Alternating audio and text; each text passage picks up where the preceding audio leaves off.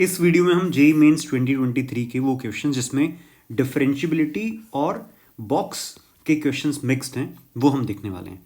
तो स्टार्ट करते हैं इस क्वेश्चन के साथ में। तो सबसे पहले देखो, हमें फंक्शन एफ एक्स दे रखा है, maximum of 1 plus x plus box x 2 plus x and x plus twice of box x. इसका मतलब क्लियर रहना चाहिए। इसका मतलब इन तीनों फंक्शंस में से जो मैक्सिमम रहेगा वो एफ एक्स की डेफिनेशन है बिटवीन 0 टू 2। और यहां पे m डिनोट कर रहा है number of points in 0 to 2 close bracket where f is not continuous, and n denote कर रहा है पॉइंट्स जहां पर 0 से 2 ओपन ब्रैकेट में जहां पर नॉन डिफरेंशियबल है। फिर हमसे m प्लस एन का होल स्क्वायर प्लस 2 पूछा है। अब हमें इन तीनों फंक्शंस को कंपेयर करना है। ये जो तीन फंक्शन हमारे सामने दिखे हुए हैं, ये वाला फंक्शन 2 प्लस एक्स और x plus twice of box x. तो अगर हम इसको देखें तो बॉक्स एक्स अपनी वैल्यू चेंज करेगा इंटीजर्स पर। तो 0 से 2 के बीच में इंटीजर कहां पर है? 1 पर। तो हमें इस पर डेफिनेशन चेक करनी पड़ेगी। तो स्टार्ट करते हैं। मैंने मार्क कर दिया 0, फिर मार्क किया 1 और 2। हम इसका ग्राफ भी बना सकते हैं या फिर सिर्फ इस इंटरवल में ब्रेक करके डेफिनेशन लिख सकता हूं। तो मैं डेफिनेशन लिख रहा हूं क्योंकि ग्राफ बनाने के लिए भी मुझे डेफिनेशन पहले लिखनी ही पड़ेगी। तो देखो, 0 से 1 के बीच में अगर मैं सबसे पहले इस डेफिनेशन की बात करूं, 1 plus x plus box x, तो 0 से 1 मतलब 0 क्लोज से 1 ओपन ब्रैकेट के बीच में 1 plus x plus box x रहेगा 1 प्लस एक्स प्लस 0। ठीक है। और फिर 1 क्लोज्ड से 2 ओपन ब्रैकेट के बीच में यही जो पहली डेफिनेशन हमारी 1 plus x plus box x, ये रहेगा 1 प्लस एक्स प्लस 1, मतलब कि 2 प्लस एक्स। और 2 पर मतलब एग्जैक्ट इस पॉइंट पर 1 plus x plus box x की वैल्यू हो जाएगी 1 प्लस 2 मतलब 5। तो इस पॉइंट पर वैल्यू रहेगी 5। तो सबसे पहला काम तो हमने इस डेफिनेशन की अकॉर्डिंग मतलब 0 से 2 के बीच में इसकी हमने डेफिनेशन लिख दी है, मतलब बॉक्स एक्स को वैल्यूज दे दी है। पहले रहेगा 0 से 1 के बीच में 1 प्लस एक्स, फिर 2 प्लस एक्स, और फिर 2 पर वैल्यू रहेगी इसकी 5। अब बात कर लेते हैं 2 प्लस एक्स की। अब 2 प्लस एक्स तो हमेशा ही क्या रहेगा? 2 प्लस एक्स ही रहेगा, तो वो भी लिख देते हैं। तो ये रखा मैंने 2 प्लस एक्स, फिर भी 2 प्लस एक्स, और फाइनली अगर 2 पॉइंट पर चेक करें इसकी वैल्यू तो 2 पर 2 प्लस एक्स रहेगा 4। और थर्ड है हमारी definition x plus 2 box x. 0 से 1 के बीच में बॉक्स एक्स 0 रहेगा तो क्या रहेगी ये डेफिनेशन? x। और 1 से 2 के बीच में बॉक्स एक्स रहेगा 1, तो x प्लस ट्वाइस ऑफ 1, तो ये रहेगा x प्लस 2। और एग्जैक्ट 2 पर ये रहेगा 2 प्लस ट्वाइस ऑफ बॉक्स, मतलब 2 प्लस 2 इंटू 2, वैल्यू आ जाएगी इसकी 6। तो ये हमारी तीन डेफिनेशन हमने लिख दी है। ये फर्स्ट डेफिनेशन, ये दूसरे वाली, और ये थर्ड फंक्शन। अब इन तीनों में से हमें मैक्सिमम पता करना है। इन तीनों में से मैक्सिमम कौन सा है? वो हमारा एफ एक्स है। तो क्लियरली हम देख पा रहे हैं कि हमारा जो एफ एक्स होगा 0 से 1 में, अगर हम देखें 0 क्लोज 1 ओपन में एफ एक्स रहेगा 1 प्लस एक्स से बड़ा 2 प्लस एक्स है, तो क्लियरली 2 प्लस एक्स मैं लिख देता हूं यहां पे, ये आ जाएगा 2 प्लस एक्स। 1 क्लोज्ड से 2 ओपन में सबसे बड़ी डेफिनेशन, देखो तीनों डेफिनेशन इक्वल है तो क्या रहेगा 2 प्लस एक्स। और जब एक्स कितना हो जाए? 2 हो जाए, तो 5 4 6, इन तीनों में सबसे बड़ा क्या है? 6 रहेगा। तो ये हमने हमारा एफ एक्स फंक्शन बढ़िया तरीके से डिफाइन कर दिया है। और अगर ध्यान से देखें तो बिल्कुल क्लियर दिख रहा है 0 से 2 के बीच में throughout function f x 2 plus x ही है। अब चाहे तो हम इसका ग्राफ भी बना सकते हैं। तो अगर मैं इसका ग्राफ प्लॉट करूं यहां पे, यहीं पे बना देते हैं। तो 0 से 2 के बीच में ग्राफ कुछ इसका x प्लस 2 का ग्राफ ऐसा रहेगा। ये रहेगा 0,2, और 2 पर वैल्यू कितनी आई? ये पॉइंट रहेगा 2,4। होल क्यों लगा रहा हूं? क्योंकि एग्जैक्ट 2 पर वैल्यू कितनी है? 6, और 2 पर वैल्यू कितनी आ जाएगी? 6, 2,6। तो होल कहां पर है? ये जो 2,4 का पॉइंट है वहां पे होल लगा हुआ है, और 2 पर एग्जैक्ट वैल्यू कितनी है? 6 है। अब हमें इस फंक्शन में 0 से 2 क्लोज ब्रैकेट में बताना है डिसकंटिन्यूटी के पॉइंट। तो क्लियरली एक ही पॉइंट है 2, तो m की वैल्यू कितनी आ जाएगी 1। और उसके बाद n be the number of points in 0 to 2 open bracket where f is non differentiable. तो 0 से लेके 2 के बीच में ओपन ब्रैकेट में फंक्शन हमेशा क्या रहेगा, डिफरेंशिएबल रहेगा। तो 2 पर वैसे तो फंक्शन डिसकंटिन्यूअस है, लेकिन डिफरेंशिएबिलिटी की जब हम बात कर रहे हैं तो ओपन ब्रैकेट में देख रहे हैं यहां पर। तो n की वैल्यू क्या रहेगी 0, m1 n0, तो m प्लस n का होल स्क्वायर प्लस 2 की वैल्यू क्या आ जाएगी 3। तो आंसर कितना आया हमारा 3, ऑप्शन नंबर 4। अगले क्वेश्चन पे आते हैं। यहां पे देखो fx डिफाइंड है -2 से 2 ओपन ब्रैकेट में और कोड में दे रखी है r। fx है x into box x when x is between -2 to 0 और 0 से 2 में है x -1 into box x। Box x clearly define कर रखा है GIF। अच्छा एक बात, बॉक्स x इतना रेगुलरली हमें दिखता है कि हम जहां कहीं भी स्क्वायर ब्रैकेट देखते हैं हमें लगता है वो GIF ही है। तो पहली बात तो GIF हमेशा डिफाइंड किया होना चाहिए, और दूसरा अभी एक वीडियो में मैंने तुम्हें बताया था जिसमें जेई ने बॉक्स लिख के मतलब स्क्वायर ब्रैकेट मेंशन करके वहां पे नया फंक्शन डिफाइन किया था, स्मॉलेस्ट इंटीजर फंक्शन। तो वहां पे वो अपना रेगुलर GIF नहीं था, इसलिए इसको ध्यान से एक बार समझ के पढ़ लेना चाहिए क्वेश्चन में मेंशन किया हुआ।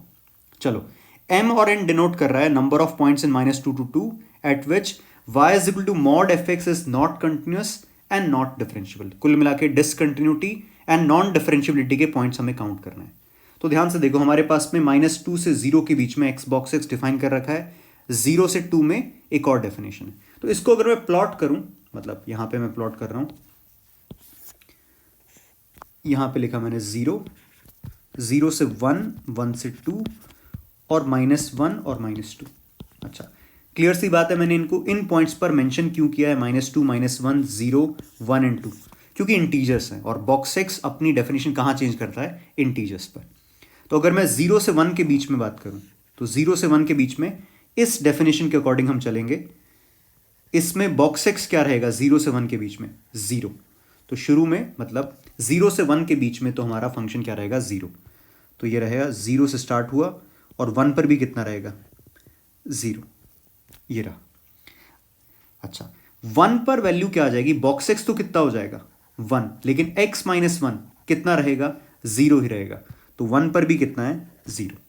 आगे बढ़ते हैं, 1 से 2 के बीच में, 1 से 2 के बीच में अगर हम देखें तो बॉक्स x कितना हो जाएगा 1।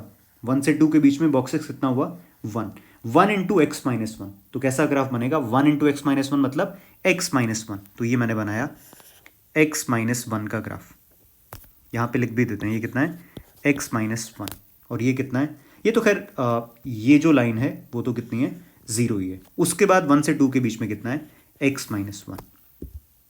2 पर फंक्शन डिफाइंड ही नहीं है, तो यहां पे मैं क्या लगा रहा हूं, होल लगा रहा हूं। तो मैंने अभी तक डिफाइन किया 0 से 2 के बीच में। अब बात करते हैं -2 से 0 के बीच में। तो सबसे पहले -1 से 0 के बीच में अगर हम देखें तो बॉक्स x क्या रहेगा -1 रहेगा, -1 से 0 के बीच में। तो ये क्या रहेगा -x। तो किसका ग्राफ बनाना है मुझे -x का, -1 से 0 के बीच में। तो ये हमारा -x का ग्राफ। -1 पर वैल्यू कितनी आएगी x इंटू -1 मतलब -x। तो ये हमारा यहां तक का तो ग्राफ बन गया। -1 पर है हमारे पास में फंक्शन की वैल्यू 1, ये पॉइंट। अब -2 से -1 के बीच में अगर हम बात करें, -2 से -1 ओपन ब्रैकेट के बीच में अगर हम बात करें तो बॉक्स x रहेगा -2। तो ग्राफ बनाना होगा हमें -2x का। तो ये है -x और -2 से -1 के बीच में हमें बनाना है -2x का ग्राफ। तो कुछ इस तरह से हमारा ग्राफ आ जाएगा। ये बना हमारा ग्राफ -2 से -1 के बीच में। कौन है ये -2x, ठीक है। तो अब हमारे पास में क्लियर fx का ग्राफ हमारे सामने है, लेकिन हमें बात करनी है y is equal to mod of fx की। अब ध्यान से देखो, fx का जो पूरा ग्राफ है वो किसके ऊपर है, x एक्सिस के ऊपर है या ऑन द x एक्सिस है। तो y is equal to fx के ग्राफ में और y is equal to mod fx के ग्राफ में कोई डिफरेंस नहीं होगा। तो इसका मतलब ये जो y is equal to fx का ग्राफ बना हुआ है, यही y is equal to mod F X का भी ग्राफ है। तो अब इस ग्राफ में हमें number of points of discontinuity और नॉन डिफरेंशियबिलिटी पता करना है। तो डिसकंटिन्यूटी कहां पर आ रही है? एक पॉइंट पर आ रही है -1 पर, ठीक है। बाकी सब जगह फंक्शन कैसा है? कंटिन्यूअस है। तो पहली चीज तो m की वैल्यू कितनी आ जाएगी? 1। और ये नॉन कंटिन्यूअस का पॉइंट कौन सा आ रहा है? x = -1। और दूसरा हमें पता करना है n है number of points of non differentiability. तो नॉन डिफरेंशियबिलिटी एक तो क्लियरली -1 पर होगी ही होगी। उसके बाद हमारे पास में देखो 0 से 1 के बीच में, तो ये ग्राफ हमारा दिख रहा है 0 पर क्लियर कॉर्नर दिख रहा है और उसके बाद 1 पर भी कैसा है? कॉर्नर है। तो हमारे पास में -1, 0, 1 इन 3 पॉइंट पर फंक्शन नॉन डिफरेंशियबल रहेगा। तो हमसे पूछा है m + n की वैल्यू, आंसर रहेगा 4। नेक्स्ट क्वेश्चन पे आते हैं। यहां पे हमें a इंटीजर दे रखा है, box t with the greatest integer <= t, then number of points where function fx box of a plus 13 sin x belongs to 0 to pi is non differentiable। तो ध्यान से देखो, सबसे पहले मैंने बॉक्स के अंदर a देखा तो मैंने fx लिखा, a को बॉक्स से बाहर निकाल दिया क्योंकि a क्या है? इंटीजर है। तो a plus box of 13 times sin x। अच्छा, एक चीज हमें समझने की है कि जितने पॉइंट्स पर बॉक्स की वजह से डिफरेंशियबिलिटी आएगी, वो नॉन डिफरेंशियबिलिटी आएगी, वो non differentiability basically not continuous होने की वजह से ही आएगी। तो कहने का मतलब, इस सेम क्वेश्चन में अगर हमसे नॉट डिफरेंशियबल की जगह डिसकंटिन्यूस पूछा होता, तब भी इस क्वेश्चन का सॉल्यूशन एकदम सेम होता और आंसर भी क्या रहता? सेम रहता। तो मुझे 13 sin x के बॉक्स की नॉन डिफरेंशियबिलिटी चेक करनी है। प्लस ए तो क्या है? कांस्टेंट है, उससे फर्क नहीं पड़ेगा। तो हम बात कर रहे हैं किसकी?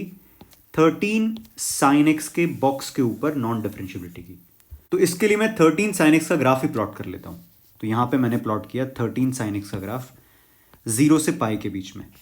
तो ये आया 0 से पाई के बीच का ग्राफ। अच्छा, 13 sin x जाएगा अप टू 13। अगर हम यहां पे मार्क कर दें, ये हो जाएगा 13। अच्छा, बॉक्स के अंदर 13 sin x है, तो हम ये देखने वाले हैं कि 13 sin x कौन कौन सी इंटीजर वैल्यूज अटेन करेगा 0 से 13 के बीच में। तो क्लियर दिख रहा है हमें, रास्ते में 1 होगा, ये 2 होगा, 3 होगा और फिर ऐसे करते करते 12 भी होगा और इस पॉइंट पर कितना दिख रहा है? 13 दिख रहा है। ठीक है, तो ध्यान से देखो, 1 से लेके 12 तक की वैल्यूज देखो। तो 1, 2, 3 अप टू इस तरह से काउंट करते करते 12 तक अगर हम जाएंगे और वापस फिर 12 होगा, फिर 11 होगा, फिर करते करते 3, 2, 1 इस तरह से वैल्यूज लेगा।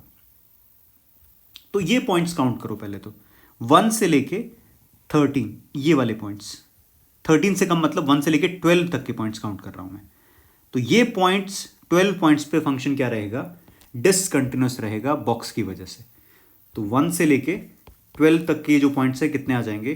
12 पॉइंट्स यहां पे मेंशन कर देता हूं। तो ये तो कितने हुए? यहां पे 12 पॉइंट्स यहां पे नॉन डिफरेंशियबल रहेगा फंक्शन। दूसरा, अच्छा, नॉन डिफरेंशियबल भी रहेगा और डिसकंटिन्यूअस भी रहेगा। तो ये भी समझने की बात है कि क्वेश्चन अगर डिसकंटिन्यूअस का पूछता तो भी मैं यही पॉइंट मार्क करता। और दूसरा, 12 से लेके 1 तक ये सारे पॉइंट्स वापस जो आ रहे हैं, ठीक है, इन सब पर भी क्या रहेगा? ये जो 12 पॉइंट्स है यहां पे भी फंक्शन नॉन डिफरेंशियबल रहेगा। ऐसा हो क्यों रहा है, इस बात को समझने के लिए किसी एक पॉइंट के बारे में बात कर लेते हैं। जैसे मान लो मैंने इस 1 के बारे में बात करी यहां पे, तो इस पर्टिकुलर x पर अगर 13 sin x 1 हो रहा है तो x की वैल्यू थोड़ी सी आगे जाएगी, तो 13 sin x किससे बड़ा हो जाएगा? 1 से बड़ा हो जाएगा।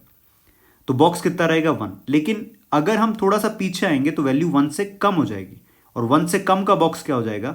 0। तो इसका मतलब ये पॉइंट कैसा है? डिसकंटिन्यूअस। डिसकंटिन्यूअस है तो डेफिनेटली नॉन डिफरेंशियबल भी होगा। तो हमारे पास में कितने पॉइंट्स तो आ चुके हैं? 24 पॉइंट्स तो यही आ गए। अब एक पॉइंट बचा है हमारे पास में, कौन से वाला? 13 का, ये वाला पॉइंट। इसको ध्यान से अलग से पता कर लेते हैं। देखो, इस पॉइंट के अगर हम राइट में जाते हैं थोड़ा सा भी, तो हम वैल्यू 13 से कम कर देंगे 13 sin x की, तो बॉक्स कितना आ जाएगा? 12। और इस पॉइंट के अगर हम लेफ्ट में जाते हैं तो भी वैल्यू 13 से कम हो जाएगी, तो बॉक्स कितना हो जाएगा 12। तो दोनों तरफ से लिमिटिंग वैल्यू क्या आएगी 12, लेकिन इस पॉइंट पर फंक्शनल वैल्यू कितनी है 13। तो फंक्शनल वैल्यू 13, लिमिटिंग वैल्यू 12, तो ये पॉइंट भी डिसकंटिन्यूटी का रहेगा। तो 24 ये पॉइंट्स हो जाएंगे, प्लस ये एक पॉइंट अलग से हमने मेंशन कर दिया, प्लस 1 पॉइंट्स, आंसर आ जाएगा 25 पॉइंट्स, जहां पे फंक्शन डिसकंटिन्यूस है। और डिसकंटिन्यूस है तो ऑब्वियसली वहां पे वो नॉट डिफरेंशिएबल भी रहेगा, तो आंसर आ जाएगा इसका 25 पॉइंट्स। ठीक है,